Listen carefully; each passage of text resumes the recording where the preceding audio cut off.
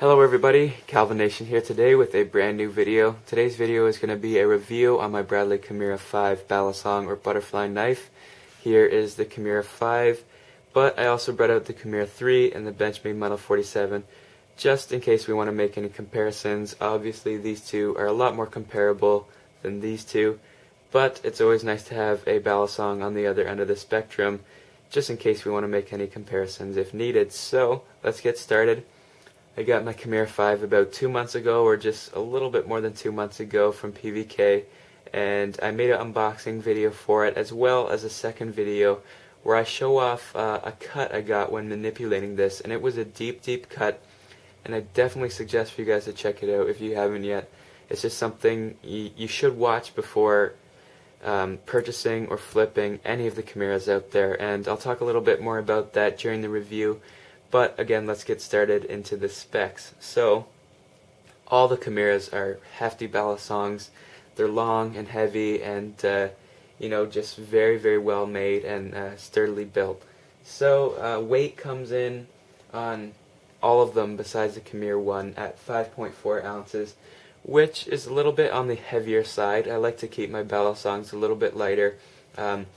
Like the Benchmade Model 47, but again, that's just me. The 47, as well as all the other 4X series, I believe are in between 4 and 5 ounces, 4.5 ounces maybe, but I like a little bit lighter of a Balisong personally, but this is definitely a manageable weight.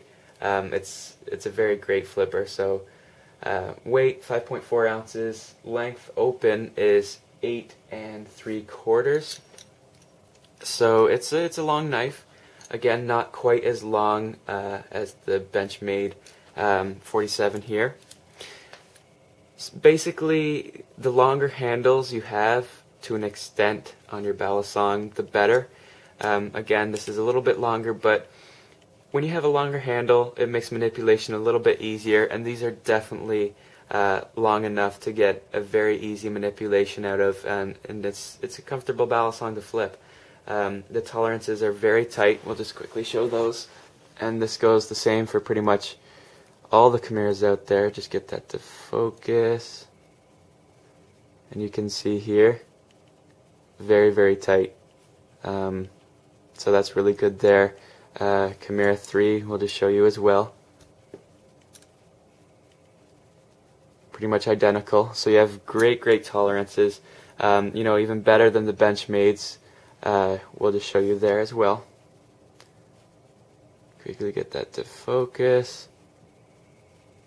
So even better than the Benchmades, and that's saying something since everyone puts Benchmade's Balisongs up to such a high standard, and on a cheaper knife that comes in at around $90 to $100, you're getting even tighter tolerances than the most loved Balisong out there. And it flips smoothly too. Like, it's not tight. It's a smooth flipper with tight tolerances, which is absolutely amazing. Again, for the price, which is again around $90 to $100. I don't know yet if I mentioned the length closed. The length closed is exactly 5 inches, I believe. And this Balisong here, the Kimuras, come with a tang pin design. Now, you could really go either way. Basically, you have two choices, the tang pin or the Zen pins. All the Kimuras only feature the tang pins, but the only other Balisong I have that has Zen pins is the Benchmade Model 51. Basically, the only thing I can think of that's better about the Zen pins is you have less clutter around the tang area of the blade, which might be a little bit easier for oiling. But either way, you're pretty much getting the same performance out of both. So that's cool there.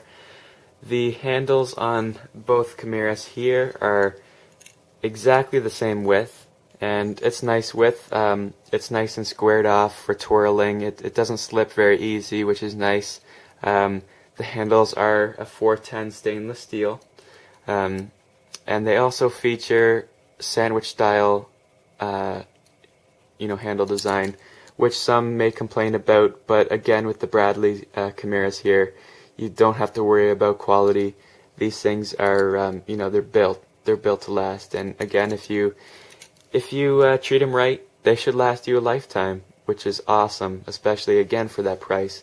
But I definitely would suggest when you get your Kimura, or if you have one, to just Loctite all these screws on the handles. It'll save you from any problems in the future, and it's definitely something to do when you get it anyway. So there's a little bit of differences obviously in the handles. Basically what Bradley did was they made 7 Kimuras so far. I'm guessing they're probably done with the Kimura series, because I hear they may be coming out with a completely different Balisong in the future. But basically what they did is they made 1 through 7, the Kimuras. 1 is completely different, but 2 and 5 are the same with different handles, same blade shape, different handles, spear point. 3 and 6 are the same blade, again different handles, and 4 and 7 are the same blade and different handles. The 2 and the 5 are the spear point, and the 3 and the 6 are the tanto, and the 4 and the 7 are the clip point. So that's really cool there with what Bradley did. You have definitely a wide variety of options to go with. These two are definitely my favorite, the tanto and the spear point design, and I definitely wanted to check out both handles. So that's cool there. This is probably the only 2 Kimuras I'll get as of now. My buddy just got the Kimura 7. It's also a very cool knife. But you don't, again, have too much difference in the handles. If you really want performance, the earlier on versions might have, it's hard to even say, but like a small advantage over the later ones just with this. It doesn't really offer any more grip than the later ones here, because either you have the horizontal skeletonized handles or the vertical skeletonized handles, and it's really going to offer the same grip. But on the earlier models we have this little groove right here, and some people might like that. I know on the Benchmades a lot of people, instead of doing the latch drops, they like to put their fingers in the last hole there, and I've heard of people talking about that too with the Kimuras. I do it once in a while. Stick your thumb and your pointer finger in there and do kind of like a modified latch drop, and you might like that. But basically, when choosing a Kimura, you're probably just going to go down to looks compared to performance, since the difference between performance in the earlier models and the later models are going to be almost identical. This is a manual latch, which some people might not love, but it works fine. It has a latch gate, so you're never going to come in contact with the blade. As we see here, it's just not going to get there. It will never hit that blade, so you don't have to worry about that.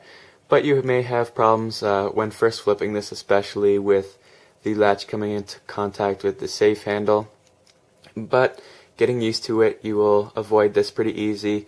Usually this only occurs if you're flipping slow or if your technique is not the greatest yet. So, as you get better and better, that should pretty much never happen.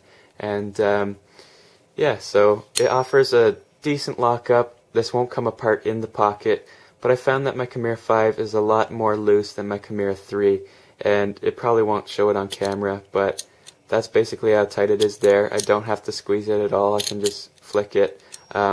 Whereas my Kimura 3 is quite a bit tighter, and again, you might not be able to tell, but you can't really latch it down without squeezing the handles together.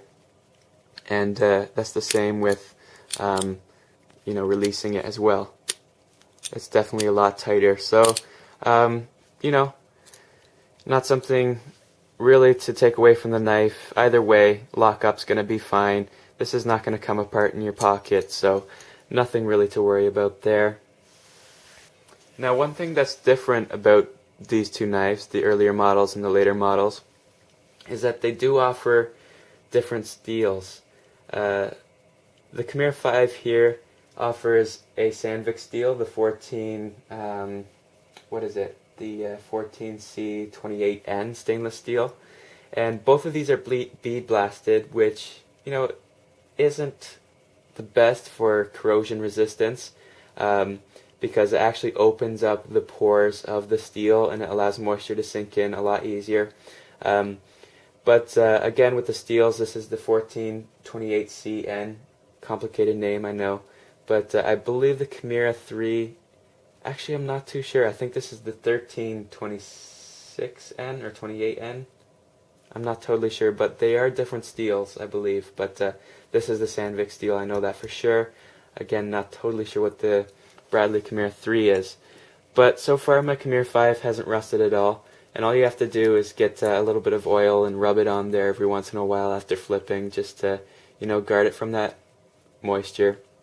But my Kimura 3, and let's see if we can get close up on this, has had a little bit of rust over the time I've got it.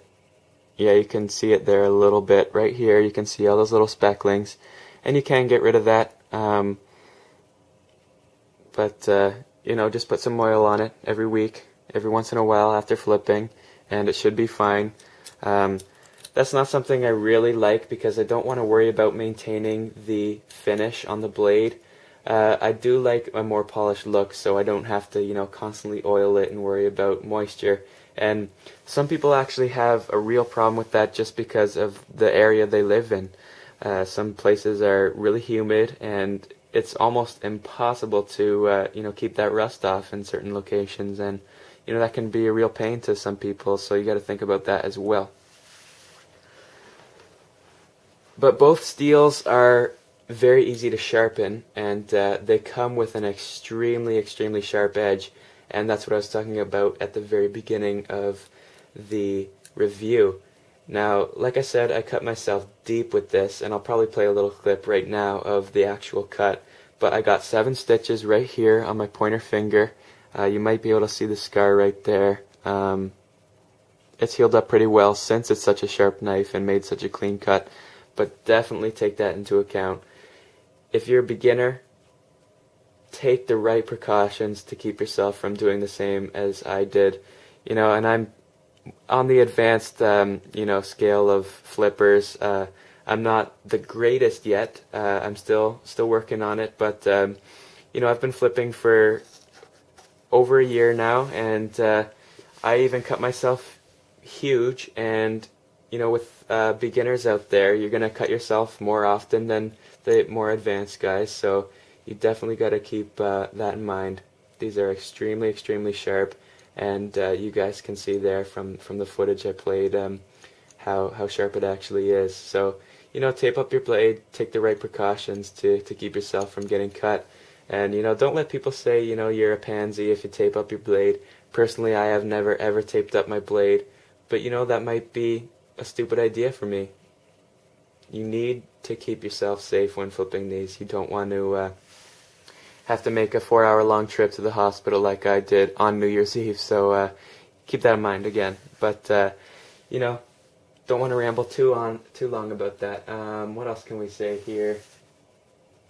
I mean, it's just a great knife, guys. I don't know what else to really say about it, but you know, if you're looking for a knife that is reasonably priced and just awesome in quality, and it's going to be a long-lasting knife, really take a look at the Bradley Kimuras. They offer an extremely versatile flipper, tight tolerances again, very sharp blade, great materials.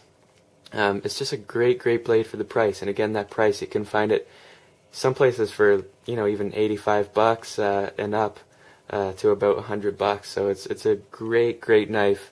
And I recommend it to everyone who messaged me on YouTube. They say, you know, Calvin, what's a knife you recommend for a beginner? And even beginners may find that $100 on a bali-song is so expensive.